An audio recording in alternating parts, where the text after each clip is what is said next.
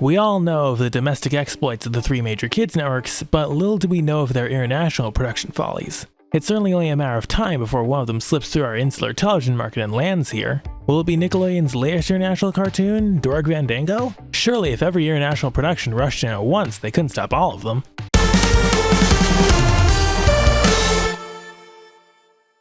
The practice of creating series internationally that may never see the light of day here in the US is something that's not new to any of the major kids networks. Driven partly by interest in adapting to local tastes, and largely by local content requirements, especially in Europe, all three of the American kids networks have had recent or semi-recent examples emerge from their global arms. Perhaps the most prominent such department is Disney Channel's. Either their European or Latin American arms seems to come out with something new every year or so, be it Being and the Ghost, Alex & Co., the lucrative telenovela Violetta, or their most current edition, Penny on Mars. They're no slouches in animation either. Space Chickens in Space, Fergie Wheels, Dude That's My Ghost, and even Atomic Puppet, which we did eventually get, were all Disney Europe productions to some extent or another. With Disney's continuing decision to collapse the Disney XD brand under the way of its own intentional disrepair, however, I don't see how many more cartoons we'll see. Space Chickens in Space was the latest.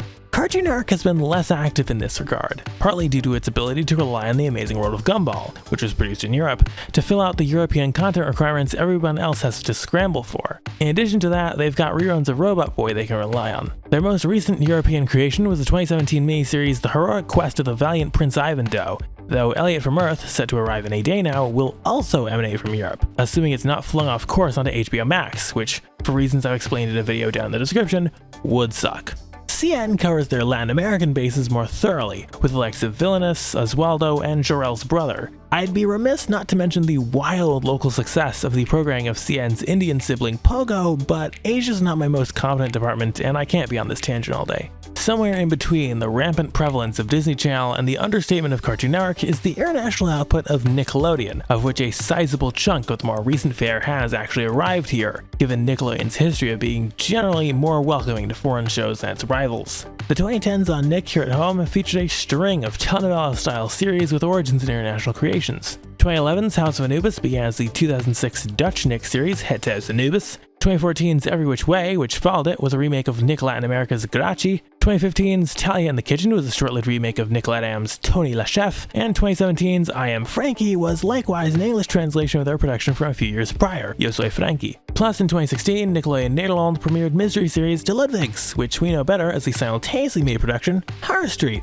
Beyond a telenovela remake cycle was the European cartoon Get Blake, which was unceremoniously burnt off here on Nicktoons, and most recently the Latin American and European telenovelas Newbies and Club 57, respectively. And so with that lengthy helping of context out of the way, we finally arrive at Nickelodeon's latest international creation, Dorg Van Dango, an international co-production between Ireland's Cartoon Saloon and Canada's DHX, or Wildbrain. The animated comedy follows the fairly average child character who finds himself tangled up with a group of supernatural escapees from Area 51. While we don't know right now if the show will air on Nickelodeon in the US, and whether or not they'll treat it any better than they did Get Blake, we do know that the show will be making its way around the world by way of Nick's various international feeds throughout 2020, save for Canada, where it'll air on Wildbrain's Family Channel, and Ireland, where it's already premiered on RTE2. So has Dorg Van Dango and his unlikely compadres wrangled up something good for all that traveling they're about to be doing? Let's go meet them in the unassuming town of Normal and find out for ourselves. The show's theme song explains pretty much everything you need to know about the premise, and I think it's fine that they got that out of the way. While I might personally yearn for them to tinker with the basic concept more and go beyond banal domesticity, as I watched, I quickly understood that wasn't what they were going for. Each episode of the show takes the episode's title premise or opening setup, Dorg wants new glasses or Dorg fights crime for instance, and tries to parlay that into a series of wild and unusual events which only ultimately come back to the main premise in an exaggerated, roundabout way. I took a look at the first several episodes of the show, and there are times where that concept is executed better than others. The first episode, Dorg wants new glasses, amps up the zaniness at the expense of some of the polish. The second episode, Dorg fights crime, is more polished but is lacking in outlandishness. I don't think the show really reconciles the two until episode 5, Dorg in a Pickle, where the show really starts to strike a balance and come into its own. At its craziest, I had no idea the tangent the show was going to go in, and it made the show's 11 minutes feel much longer and more jam-packed than they were, but notably not too rushed, as has been an issue with other shows. After watching Dorg's first episode, I wasn't entirely sold on it. I felt entertained, but there was something lacking about it for me. It was better than mediocre, but it wasn't great. It had progressed past the bland bar exemplified by current CN fare, but hadn't yet achieved the perfect simplicity of It's Pony, which I've reviewed previously. However, I was interested enough to follow it along onto its second episode, which expanded on the eccentricity of the first while really improving on the comedy, if at the expense of the raw sparkle the first episode gave me. I'm glad I stuck it out through the wonky first episodes for the show to really hit its stride, because it really works once it gets there. The show also has a relatively decent, if not stellar, exposition for an episodic, pulling out loose threads that may not always get resolved but help you get invested. Early on, we probably get the most exposition into Jet, who's probably the most well-developed character besides Dorg himself, if not overall. He also vaguely sounds like Des from Wishbone, the same way that Fangbo and Luke Stanley are both voiced by the same guy, so that's a thing. Probably one of the big things that stuck out to me beyond the storytelling was that this was not the voice I was expecting Dork to have, given the art style and the character design. It's not an issue once you settle into it, but it caught me by surprise. The show stays relatively in line with the chiller, more realistic vibes Nick is going for these days, while still having foreign flavor.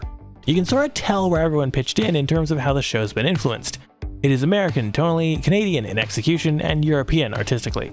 If you can see the potential in its rocky start, Dorg Van Dango is a pretty good show. It's not the greatest show, but it's fun and functional and eventually finds its way.